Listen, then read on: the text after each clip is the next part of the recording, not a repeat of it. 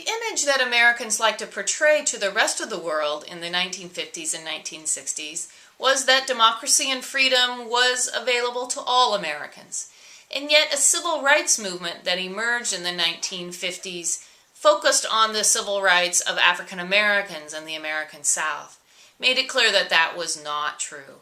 They had been guaranteed legal and political equality at the end of the American Civil War, and yet they were not able to exercise those rights. They focused on being able to exercise those rights and on desegregating public institutions, schools, bus stations, movie theaters, swimming pools, and much more.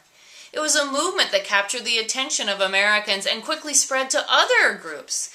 Chicano Americans, Native Americans, Asian Americans, and more. It was a movement that fed an anti-Vietnam War movement in the 1960s and eventually the feminist movement of the 1970s.